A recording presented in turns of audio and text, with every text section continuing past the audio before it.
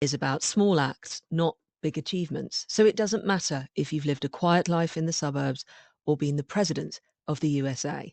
It's about looking for happiness and kindness.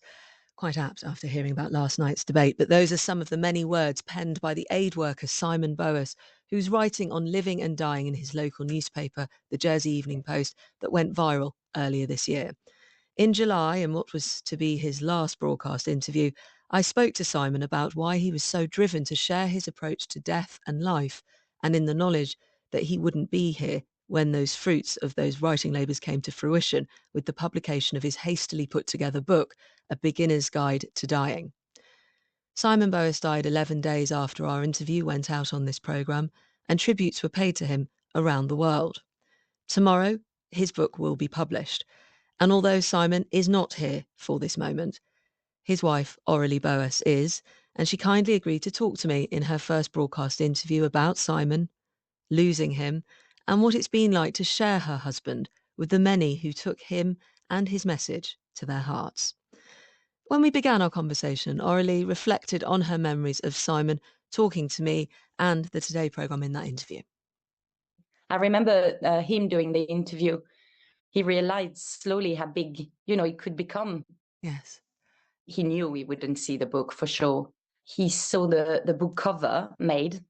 It was done overnight, which I think was a record for the publisher to ever see a book cover done in 24 hours. That was wonderful to see him see the cover. But after that, I don't think he minded. First, he knew he wouldn't see the book, but I think he was trying so hard to let go of things. He knew it was done. He had done his part. He let it go. What have the last few weeks been like for you? The last few weeks since his death, very surreal, very amazing too.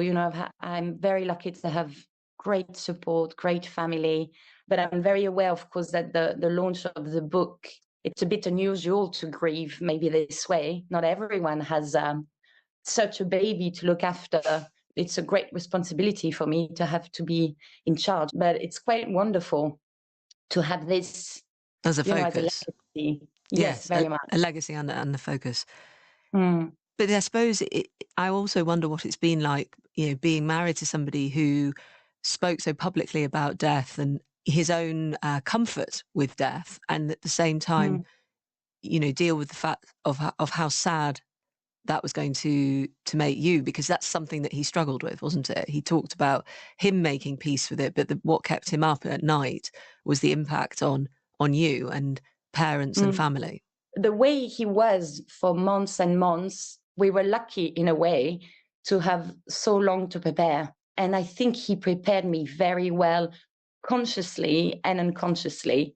He started being a bit detached from the practical things of life. I often felt lonely even before his death, in the sense that he was pulling away a bit. I think he might have done it naturally, but with an effort to actually gently free me, away from him. And as sad as it is, as I feel like very grateful in the way that we managed to discuss everything for months, but also have normal days. You start caring about the little thing. You might feel guilty about it, but that's the way it is.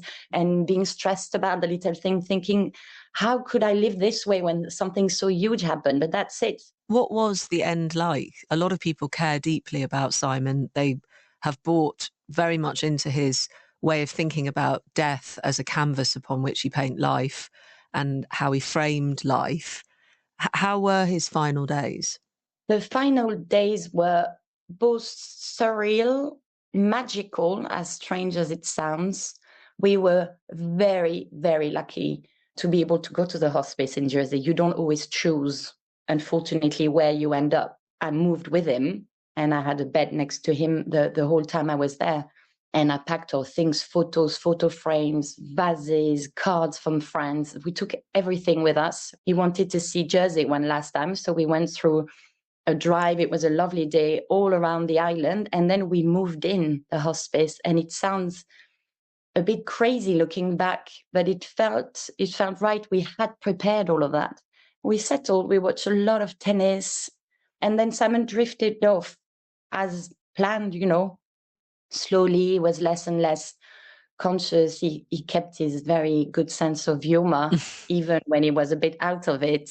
He would have hallucinations where he would see dogs running through the court at Wimbledon, things like this that made us laugh, all of us, because eventually he would have a moment where he would ask, is it possible that I saw a dog on the tennis court? We would say, no, but it's lovely. Lovely that you did. He was happy. I don't think he was scared. He was aware to an extent. He knew about the letter from the king. He knew about the book. There was a letter from the king, is that right? There was a letter from the king that was supposed to be delivered by hand when the king would come to Jersey on the day of his death.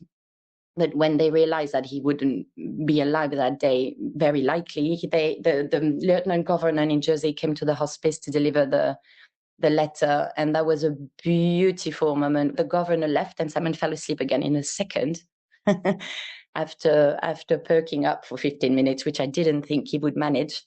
I'm picking it up today. I promised to Simon that it would be framed and put in the downstairs loom. So that's Where my else? mission today.